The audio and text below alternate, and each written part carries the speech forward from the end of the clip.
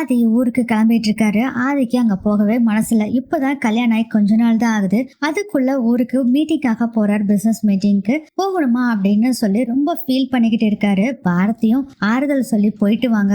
நேத்தெல்லாம் இந்த மீட்டிங் எவ்வளவு ஒரு முக்கியம்னு சொல்லி நீங்க பேசிக்கிட்டு இருந்தீங்களா, இப்ப என்னங்க இப்படி பண்ணிட்டு இருக்கீங்க? அட என் பொண்டாட்டி இப்பதான் கல்யாணம் ஆயிருக்கு, அதுக்குள்ள போக சொன்னா நான் எப்படி போவேன் அப்படின்னு சொல்றாங்க. அதுவும் பாம்பேல போட்டிருக்காங்க அப்படின்னு ஃபீல் பண்ணிட்டு அப்படியே நம்ம பாரதிய கட்டி புடிச்சிட்டு கொஞ்சிக்கிட்டு இருக்காரு. அந்த சமயத்துல கரெக்டா ஸ்வேதா அவங்க பெட்ரூம் கதவை திறந்துட்டு வர்றாங்க. அதாவது ஆதியோட பெட்ரூம் கதவை. இவங்க ரெண்டு பேர் ரொமான்ஸ் பண்ணிட்டு இருக்கிறத பார்த்துட்டு சாரி சாரி அப்படின்னு சொல்லி கதவை சாத்திக்கிறாங்க. பாரதி நினைச்சிட்டு இருக்காங்க வேணும்னே கதவை திறந்துட்டு வந்திருக்கா அப்படின்னு சொல்லிட்டு. ஆதி உங்ககிட்ட ஒண்ணு சொல்லுவேன், நீங்க கேக்குறீங்களா? சொல்லு பாரதி. இல்ல எனக்கு இந்த கல்யாணம் பண்ணிட்டு இங்க வந்ததுல இருந்தே ஒரே குற்ற உணர்ச்சியா இருக்கு ஆதி. ஏன்னா ஸ்வேதா உங்களை சின்ன வயசுல இருந்து காதலிச்சா உங்களை தான் கல்யாணம் பண்ணணும்னு நினைச்சிட்டு இருந்தா. ஆனா இப்ப நான் உங்களை கல்யாணம் பண்ணிட்டா அவளுக்கு மனசு எவ்வளவு கஷ்டமா இருக்கும். பேசாம அவளுக்கு ஒரு கல்யாணத்தை பண்ணி வச்சிடலாமா? பாரதி இந்த யோசனை எனக்கு வராம போயிடுச்சு. நான் மாமா கிட்டயும் அம்மா கிட்டயும் பேசுறேன் பாரதி அப்படின்னு சொல்லும் போதே அந்த கதவுக்கு வெளியே நின்னுட்டு இருந்த ஸ்வேதா இதெல்லாம் ஒட்டு கேட்டுட்டு இருக்காங்க. இவ பாரு சும்மா இருக்க மாட்டா போல இருக்கு, ஏதாச்சும் ஒண்ணு இழுத்துக்கிட்டே இருக்கா அப்படின்னு நினைச்சிட்டு இருக்காங்க ஸ்வேதா. அடுத்தது என்ன ஆகுதுன்னா ஒரு போன் கால் வருது பாரதிக்கு. போன் எடுத்து பேசுறாங்க. ஆதி வந்து ரெடி ஆயிட்டு இருக்காரு. போன் எடுத்து அப்படியா அப்படி சொல்றீங்க? இல்ல நான் நம்ப மாட்டேன். இல்லைங்க நீங்க சொல்றது பொய். அனுப்பி வைக்கிறீங்களா? ஓகேங்க நான் பாக்குறேன் இப்போ அப்படின்ட்டு போனை கட் பண்ணிட்டு உடனே ஒரு வீடியோவை பாக்குறாங்க. வேற ஒண்ணும் இல்லைங்க, ஸ்வேதா வந்து கல்யாணம் பண்ணாங்கல்ல துறைய, அந்த வீடியோ தான். இது என்னமோ இதான் ஃபர்ஸ்ட் டைம் பாக்குற மாதிரி வந்து சொல்லிக்கிட்டு இருக்காங்க. பாரதியும் ஆதி இது பாருங்க ஆதி அப்படின்னு சொல்லி வீடியோ காமிக்கிறாங்க. அதை பார்த்தோன்னே பயங்கர ஷாக் ஆயிருது. அதுக்கு என்ன பாரதி இது நம்ம கிட்ட சொல்லாமையே இங்க பாரு எப்படி பண்ணிருக்கா பாரு. இத உடனே அம்மா கிட்டயும் நானு மாமா கிட்டயும் பேசுறேன். ஆதி நீங்க பேச வேண்டாம், நீங்க ஊருக்கு முதல்ல போயிட்டு வாங்க, அதுக்குள்ள இது எல்லாமே நான் சரி பண்ணி வச்சிருக்கேன் ஓகேவா அப்படின்னு சொல்றாங்க பாரதி. ஓகே பாரதி நீங்க சொல்றீங்க அப்படின்னு சொல்லிட்டு ஆதியும் அதுக்கப்புறம் கிளம்பி போயிடுறாரு. ஆதிய வழி அனுப்பி வச்சுட்டு பாரதி வர்றாங்க. அப்போ ஸ்வேதா கேக்குறாங்க, ஆமா மாமா கிட்ட ஏதோ ஒரு வீடியோ காமிச்சிட்டு இருந்தே, அது என்ன வீடியோ அப்படின்னு கேக்குறாங்க. அடப்பாவி கதவுக்கு வெளியே நின்று இதெல்லாம் கேட்டிருக்காளா இவ அப்படின்னு நினைச்சுக்கிட்டு அது பாக்கணுமா நீ? ஆமா பாக்கணும், ஏதோ ஒரு நிமிஷம் இரு காமிக்கிறான் அப்படின்னு அந்த வீடியோவை போட்டு காமிக்கிறாங்க. பிளே பண்ணி காமிச்சோன்னே பயங்கர ஷாக் ஸ்வேதாக்கு. இந்த வீடியோ தான் காமிச்சேன் அப்படின்னு சொல்லிட்டு அங்க இருந்து பாரதி போயிடுறாங்க. செம்ம டென்ஷன்ல இருக்காங்க ஸ்வேதா. அவங்க ரூம்ல பார்வதி வர்றாங்க. ஏண்டி இந்த பிரச்சனை உனக்கு? அம்மா நீ சும்மா இருமா, மாமா கிட்ட போய் அந்த கல்யாண வீடியோவை பாரதி போட்டு காமிச்சிட்டா, மாமா வர்றதுக்குள்ள நம்ம ஏதாச்சும் ஒண்ணு பண்ணியே ஆகணும், அந்த வீடியோவை டெலீட் பண்ணிடுறோம். பாரதி போன்ல தான் அந்த வீடியோ இருக்கு, எப்படியாச்சும் அவ போனை எடுத்து அந்த வீடியோவை டெலீட் பண்ணிடுறோம் அப்படின்னு சொல்லி நினைச்சிட்டு இருக்காங்க. அடுத்து டிஃபன் சாப்பிடுறதுக்காக எல்லாரும் வந்திருக்காங்க. யார் யாருன்னா அறிவு, சாரதா, பார்வதி 3 பேர் வந்திருக்காங்க. சாரதா வந்து இடியாப்பம் செய்ய சொல்லியிருக்காங்க போல இருக்கு. எனக்கு பாரதி இடியாப்பம் செய்ய சொல்லியிருக்கேன் அப்படின்னு சொல்லிட்டு ஓபன் பண்ணி பாக்குறாங்க. கஞ்சி, ஐயே கஞ்சி, நான் இடியாப்பம்லாம் அவளை பண்ண சொன்னேன் அப்படிங்கிறாங்க. அதுக்கு தான்க்கா நீ சும்மா இருக்கணும், நான் எல்லாம் பூரி பண்ண சொல்லிட்டேன், என்னோட வேணா நீ சாப்பிட்டுக்கோ அப்படின்னு சொல்லிட்டு அவரு ஓபன் பண்ணி பாக்குறாரு. பார்த்தா பூரி இல்ல, அதுலயும் கஞ்சி. அதை பார்த்தோன்னே கக்கப்பக்கேன்னு சிரிக்கிறாங்க பார்வதி. அதுக்கு தாங்க அவகிட்ட எது பேசக்கூடாதுங்கிறது.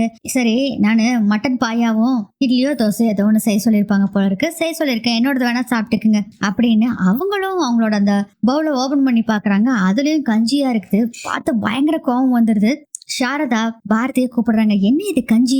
அத்த உங்களுக்கு தான் அத்த கஞ்சி வச்சிருக்கேன், உங்களுக்கு 2 நாளா உடம்பு சரியில்லாம இருந்தது, ஹெவியா ஃபுட் எடுத்துக்கிட்டீங்கன்னா உடம்புக்கு சேராதுன்னு சொல்லிட்டு கஞ்சி வச்சேன் அப்படிங்கிறாங்க. அப்பனா எங்களுக்குலாம் இதுக்கு கஞ்சி வச்சா அப்படின்னு கேக்குறாரு அறிவு. அத்தையே கஞ்சி குடிக்கிறாங்க, நம்மளாம் எப்படி சாப்பிடுறதா, எல்லாத்துக்கும் கஞ்சி வச்சுட்டேன் அப்படின்னு சொல்றாங்க. நான் இப்போ இதை ஆதி கிட்ட சொல்ல போறேன் பாரு அப்படின்னு சொல்றாங்க. சாரதா சொன்னோடனே பாரதி சொல்றாங்க, அத்த ஒரு நிமிஷம் இருங்க, நானே போன் பண்ணி தரேன் அப்படின்னு சொல்லி போன் பண்ணி நடந்த விஷயத்த பூரா சொல்லிட்டு இந்தாங்க போனு அப்படின்னு சொல்லி அவங்க அம்மாட்ட குடுக்குறாங்க. சாரதா பாருடா இவ கஞ்சி வச்சிருக்கா ஆதி அப்படின்னு. அம்மா நல்லதுக்கு தானே பாரதி செஞ்சிருக்காங்க, எல்லாரும் குடிக்கணும். ஃப்ரெண்ட் நீங்க என்ன குடிக்கிறீங்க? அப்பா நானும் கஞ்சி தான்ப்பா குடிக்கிறேன். பாருங்க குழந்தையே கஞ்சி குடிக்குது, நீங்க குடிக்க மாட்டேன்னு அட பிடிக்கிறீங்களேம்மா. மா குடிங்கம்மா, உங்க நல்லதுக்கு தானே பாரதி செய்யறாங்க, நீங்க குடிங்க அப்படின்னு சொல்லும் போதே கோவப்பட்டு அறிவு தப்பிச்சம் பொழைச்சன்னு எழுந்திரிச்சு போறாரு. அப்பா உங்க மாமா சாப்பிடாம எழுந்திரிச்சு போறாரு அப்படின்னு. மாமா உட்காந்து சாப்பிடுங்க அப்படின்னு. போச்சுப்போ அப்படின்னு வந்து உட்கார்றாரு அறிவு. என்ன மாமா அக்காக்கு ஏதாச்சும் ஒண்ணுன்னா பதறீங்க, ஆனா 2 பேரும் இதை சாப்பிட மாட்டேங்கிறீங்களா, எல்லாம் கஞ்சி கொடுங்க.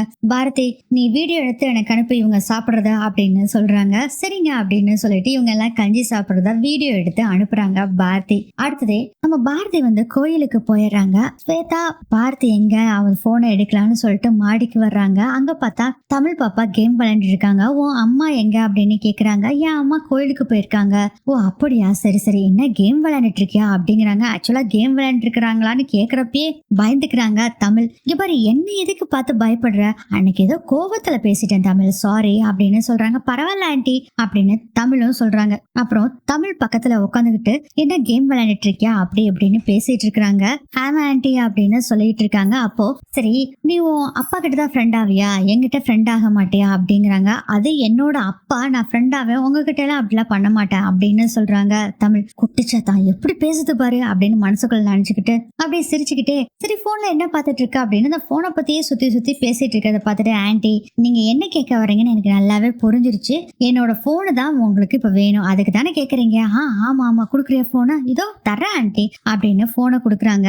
ஓபன் பண்ணும்போது பாஸ்வேர்டு வருது. என்ன பாஸ்வேர்டு வருது, என்ன பாஸ்வேர்டு, தெரியாது ஆண்டி எனக்கு. இங்க பாரு, பொய் சொல்லாம சொல்லு, எனக்கு தெரியும் ஆனா சொல்ல மாட்டேன். என் குட்டிச்சாத்தான் போன் இப்போ பாஸ்வேர்டு சொல்லுன்னு வச்சுக்கோ, நான் என்ன பண்ணுவேன்னு எனக்கு தெரியாது அப்படின்னு சொல்லி மிரட்டுறாங்க. நான் தர முடியாது ஆண்டி அப்படின்னு சொல்லிட்டு போனை பிடிக்கிட்டு அங்கிருந்து ஓடுறாங்க தமிழ். கரெக்டா அந்த ஸ்டெப்ஸ் இருக்கு, அந்த ஸ்டெப்ஸ் கிட்ட வந்தோடனே ஸ்வேதா அந்த போனை புடுங்குறாங்க தமிழ் கிட்ட இருந்து. கொடுங்க ஆண்டி அப்படின்னு சொல்லி தமிழும் கேக்குறாங்க. ஸ்வேதாவும் அந்த போனை புடுங்கும் போது கரெக்டா அந்த போன் விழுகிறப்போ கால் இடறி அப்படியே அங்க இருந்து உருண்டு வந்து விழுகிறாங்க தமிழ். இதை பார்த்தோன்னே பயங்கர ஷாக் ஆயிடுறாங்க ஸ்வேதா. தமிழ் அப்படின்னு கத்துக்கிட்டு அவங்களும் ஸ்டெப்ஸ்ல ஓடி வர்றாங்க. அதுக்குள்ள அப்படியே உருண்டு கீழே விழுந்துடுறாங்க தமிழ். இந்த சத்தத்தை கேட்டு அந்த ஸ்டெப்ஸுக்கு பக்கத்துல இருந்த ரூம்ல அறிவு பார்வதி இருக்காங்க. அவங்க 2 பேரும் ஓடி வர்றாங்க. அதை பார்த்தோன்னே பதறி போயிடுறாங்க. அறிவு சொல்றாரு, என்னத்த பண்ணி வச்சிருக்க, சொன்ன வச்சுன்னு கேட்காம இப்படி பண்ணி வச்சிட்டியா ஸ்வேதா அப்படின்னு திட்டிட்டு இருக்காங்க. பார்வதி ஒரு பக்கம் ஸ்வேதாவை திட்டுறாங்க. இந்த சத்தம் கேட்டு பவானி ஏகாம்பரம் 2 பேரும் வர்றாங்க.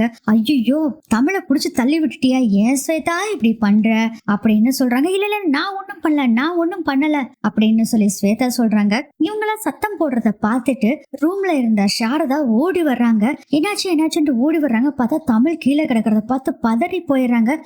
தமிழ் அப்படின்னு கூப்பிட்டு, ஐயோ தமிழுக்கு மட்டும் ஏதாச்சும் ஆச்சுன்னா எனக்கு என்ன ஆகும்னு தெரியாது அப்படின்னு பதறிக்கிட்டு இருக்காங்க.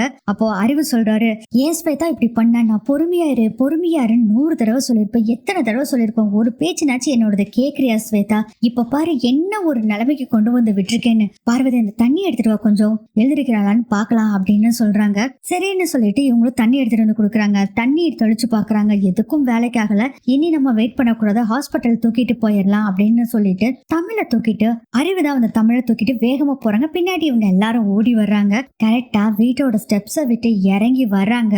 அப்படியே ஒரு கார் வந்து நிக்குது. யாரா அது அப்படின்னு பார்த்தா பயங்கரமான ஷாக். யாருன்னா ரத்தனம் வர்றாரு. அவ்வளவுதான், போச்சு போ, முடிச்சது கதை அப்படின்னு சொல்லி திருத்துன்னு முழிச்சிட்டு இருக்காங்க. ஏன்னா வார்த்தைக்கு தெரிஞ்சவங்க கூட பரவாயில்ல, அவ ஏதாச்சும் மறைச்சு ஏதாச்சும் சொல்லி இது பண்ணிக்குவா. ஆனா ஆதிக்கு ரத்தனம் 2 பேத்துக்கு தெரிஞ்சதுன்னா அவ்வளவுதான், பெரிய கலாட்டாவே பண்ணிடுவாங்க. இப்ப என்ன பண்றதுன்னு தெரியாம எல்லாம் பயந்து போய் நின்னுகிட்டு இருக்காங்க. இதோட இந்த எபிசோட் முடியுது.